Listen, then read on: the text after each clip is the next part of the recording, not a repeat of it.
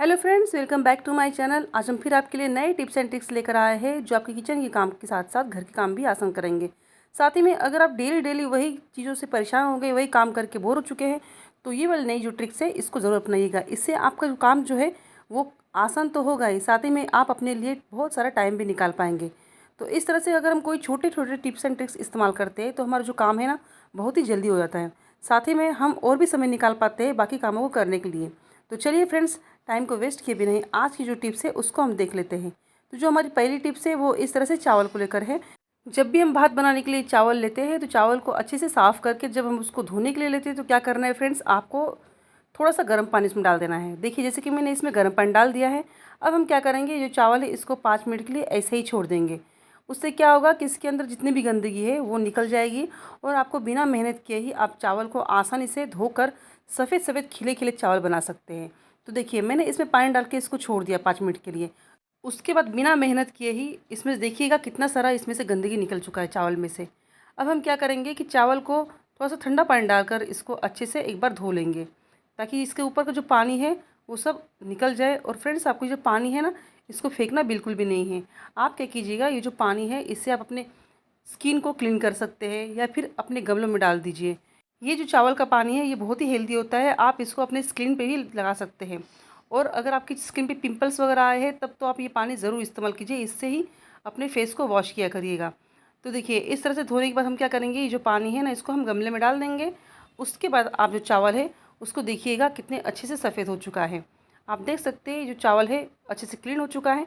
अब मैं क्या करूँगी, इसको एक बार और धो लूँगी और धोने के बाद मैं आपको दिखाऊंगी फ्रेंड्स ये चावल जो है कितने अच्छे साफ़ हो चुका है। बस इसी तरह से आपको क्या करना है कि चावल धोने के बाद इसको आपको इस तरह से रख कर उसके बाद आप चावल बनाइएगा। और देखिएगा आपको जो चावल है ना बहुत ही खिले खिले होंगे और साथ ही में सफ़ेद सफ़ेद भी हो जाएंगे, क्योंकि कई लोगों की शिकायत होती है कि उनके जो चावल है ना पीला रह जाता है। तो आप इस तरह से गर्म पानी डाल के थोड़ा देर रख दीजिए, तब चावल को आप बनाइए। आई होप कि ये ट्रिक्स आप लोगों के लिए ज़रूर यूज़फुल लगी होगी। तो फ्रेंड्स, हम बढ़ते हैं अपने नेक्स्ट टिप की ओर। जब भी हम आलू को उबाल लेते हैं तो आलू को उबालने के बाद आप क्या करना है, आलू बहुत गर्म होता है तो जल्दी ठंडा होने के लिए आपको इस तरह से बीच बीच में कट कर देना है। इससे क्या होगा कि जो आलू है ना वो जल्दी ठंडा भी हो जाता है और आपको छीलने में आसानी भी होती है। उसके बाद जब आप इसको कट कर देंगे फ्रेंड्स, तो जब भी आपको इसको मैश करना हो आलू पराठा बनाने के लिए या फिर पापड़ बनाने के लिए, तो आप जानते हैं कि हमको पेस्ट चाहिए होता है आलू का। तो ऐसे में आप उसको किस तरह से पेस्ट करेंगे, तो देखिए आप इस तरह से फॉक ले लीजिए और फॉक की सहायता से आप इस तरह से आलूओं को अच्छे से पेस्ट कर सकते हैं। बिना हाथ लगाए भी आप आलू को अच्छे से पेस्ट करके आलू पराठा बना सकते हैं। क्योंकि आप जानते हैं कि अगर हम उसको अच्छे से पेस्ट नहीं करेंगे तो जब भी हम पराठा बनाते हैं तो देखिएगा हमारा पराठा फटने लगता है, या फिर हम पापड़ बनाते हैं तो पापड़ भी अच्छे से बन नहीं पाता है। इसीलिए आलू का पेस्ट करना बहुत ज़रूरी होता है। तो बिना हाथ लगाए आप गरम गरम आलू को भी इस तरह से पेस्ट कर दीजिएगा। और एक फ्रेंड्स बात है कि आप जब भी आलू को पेस्ट करिए तो गरम गरम आलू को ही पेस्ट करिए। इस तरह से क्या होगा कि आपका जो आलू है जल्दी मैश हो जाएगा। ठंडा होने के बाद उसको पेस्ट करेंगे तो वो हार्ड हो जाता है और जल्दी वो पेस्ट नहीं हो पाता है। तो इस तरह से आप आलू को अच्छे से मैश कर सकते हैं चम्मच की सहायता से, बिना हाथ लगाए हुए। तो देखिए फ्रेंड्स, आप देख सकते हैं कि कितने अच्छे से मैंने ये जो आलू है इसको मैश कर दिया है। और उम्मीद करती हूँ कि जो ट्रिक्स है ना आप लोग के लिए ज़रूर यूज़फुल लगी होगी। जब भी आप आलू का पराठा बनाइएगा तो ये वाली ट्रिक इस्तेमाल कीजिएगा। गरम गरम आलू को ही आप इस तरह से मैश करके आसानी से उसको यूज़ कर सकते हैं और अपना बहुत सारा समय भी बचा सकते हैं। आई होप फ्रेंड्स कि ये जो वाली ट्रिक है आप लोगों के लिए ज़रूर यूज़फुल लगी होगी, खास करके महिलाओं के लिए जो घर में अक्सर काम करती है, किचन में काम करती है, लेकिन उनको आइडिया नहीं होता है कि हम किस तरह से कोई काम करें कि हमारा जो टाइम है वो बहुत सारा बचे और हम बाकी काम पे भी ध्यान दे पाएँ। तो चलिए फ्रेंड्स, इसी के साथ ही हम बढ़ते हैं अपने नेक्स्ट टिप की ओर। फ्रेंड्स, जो मेरी नेक्स्ट टिप है वो इस तरह से कुकर के लेकर है। जब भी हम कुकर में खाना वगैरह बनाते हैं तो आप देखिएगा अगर पानी ज़्यादा हो जाए या फिर हम खिचड़ी वगैरह कुछ भी बनाते हैं तो ऊपर से पानी फेंकने लगता है। जहाँ से विसल लगी होती है वहाँ से देखिएगा पानी फेंकने लगता है। इससे हमारा कुकर तो गंदा होता है, ये साथ में एक पूरा गैस भी ख़राब हो जाता है और हमारा ढेर सारा वक्त बर्बाद होता है और हमारी जो मेहनत है वो तो एक्स्ट्रा बढ़ जाती है। तो इस तरह से कुकर साफ़ करने में बहुत ही झंझट हो जाता है। तो आप क्या कीजिएगा फ्रेंड्स, अगर आपके साथ भी ये प्रॉब्लम है और आप भी जब भी कुकर में खाना वगैरह बनाते हैं तो एक तो आप उसके अंदर कोई स्पून वगैरह डाल दीजिए, कोई स्टील का बर्तन डाल दीजिए छोटा सा, या फिर चाहे तो ये वाली ट्रिक इस्तेमाल कर सकते हैं जो हम आपको बताने वाले हैं। तो आप देख सकते हैं कि इस तरह से मैं विसल भी नहीं दे पा रही हूँ कुकर को, इतना उसमें पानी भर गया है और इसके चलते मेरा देखिए अब कुकर कितना गंदा हो रहा है। तो मैं आपको एक ट्रिक बताने वाली हूँ जिसको आप भी फॉलो कर सकते हैं और अपने कुकर को गंदा होने से आसानी से बचा सकते हैं। तो आपको क्या करना है फ्रेंड्स, फॉइल पेपर को ले लेना है। तो इस तरह से हमारे घर में जो फॉइल पेपर होते हैं जिसमें हम रोटियां वगैरह पैक करते हैं उसको आप ले लीजिएगा, और कोशिश करिए कि आप फॉइल पेपर ही लीजिएगा और कुछ मत लीजिए। तो उसके हिसाब से आपको करना है, इस तरह से कट कर लेना है। तो अभी हमें पूरी ज़रूरत नहीं है, हमको आधे की ज़रूरत है, तो हम इस तरह से आधा फॉइल पेपर काट लिए है। अब हम क्या करेंगे, इसको इस तरह से मोड़ देंगे। देखिए आपको इस तरह से मोड़ना है। उसके बाद हम क्या करेंगे फ्रेंड्स, आपका कुकर का जितना साइज़ है उसके हिसाब से आपको इसको कट कर देना है। तो अब मैं क्या करूँगी, ये जो हम फॉइल पेपर इसको मोड़ दिए हैं, इसको आपको साइड से इस तरह से कट करके सर्कल कर देना है। देखिए इस तरह से, क्योंकि आप जानते हैं कि हमारे कुकर का जो ढक्कन होता है वो सर्कल होता है। तो इस तरह से आपको काट लेना है। उसके बाद आप क्या कीजिए फ्रेंड, जहाँ से हम विसल लगाते हैं ना, वहाँ पर आपको छोटा सा कट कर देना। देखिए बहुत ही छोटा कीजिएगा। तो देखिएगा इस तरह से हमारा जो ऑर्गेनाइज़र है वो तैयार हो चुका है। अब हम क्या करेंगे फ्रेंड्स, इसको यूज़ करना है। तो किस तरह से करेंगे चलिए बताते हैं। आप भी इस तरह से बना कर रख दीजिए। और सबसे बड़ी बात यह है कि आप इसको बार बार वॉश भी कर सकते हैं। ऐसा नहीं है कि आप एक बार यूज़ करके इसको फेंक देंगे, बिल्कुल भी नहीं।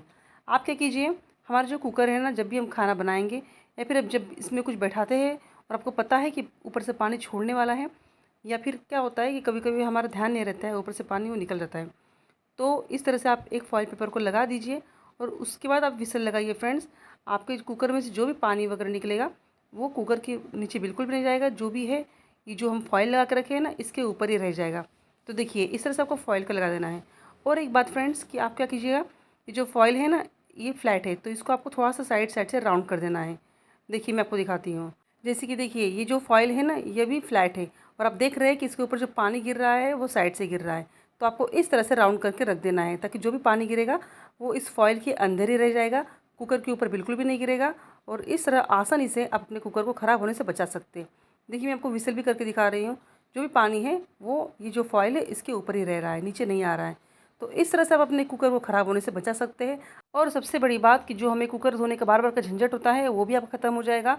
इस तरह से आपको कुकर का ढक्कन भी ख़राब नहीं होगा और इजीली आप कोई भी काम आसानी से कर सकते हैं। तो जब भी कुकर में खाना बनाइएगा तो ये वाली ट्रिक ज़रूर इस्तेमाल कीजिएगा। इसके बाद आप इसको यूज़ करके दोबारा धो के रख दीजिए और उसको नेक्स्ट टाइम दोबारा आप इसको यूज़ कर सकते हैं। आई होप फ्रेंड्स की जो ट्रिक्स हैं ना आप लोग के लिए ज़रूर यूज़फुल लगी होगी, और ये बहुत ही ज़रूरी टिप्स है, इसको ज़्यादा से ज़्यादा शेयर ज़रूर कीजिएगा। इसके साथ ही बढ़ते हम अपने नेक्स्ट टिप की ओर फ्रेंड्स। तो क्या होता है ना कि हमारे जब सिंक में हम जो भी सब्ज़ी वगैरह धोते हैं, या फिर मान लीजिए कभी नॉनवेज वगैरह होता है उसको धोते हैं या फिर उसमें डाल देते हैं सिंक में, तो बहुत गंदी स्मेल आती है, आप नोटिस कीजिएगा। और उसको हटाने के लिए हम कई तरह के ट्रिक भी इस्तेमाल करते हैं और उपाय भी करते हैं, लेकिन क्या होता है ना फिर भी उसमें से स्मेल आने लगती है और डेली उसको हम धो नहीं पाते।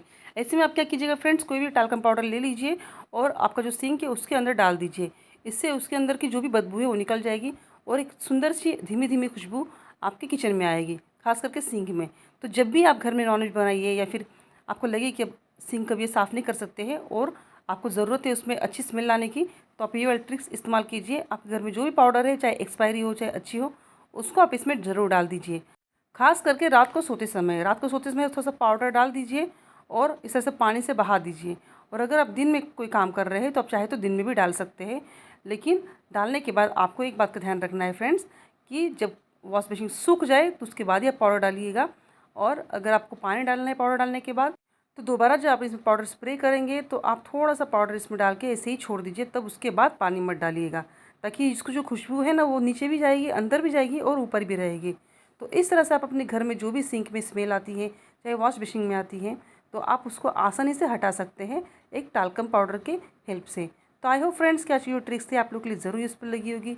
तो चलिए इसी के साथ ही हम अपने आज की जो वीडियो है उसको यहीं एंड करते हैं, और हम मिलेंगे अपने नए वीडियो में नए टिप्स एंड ट्रिक्स के साथ। तब तक के लिए बाय बाय फ्रेंड्स।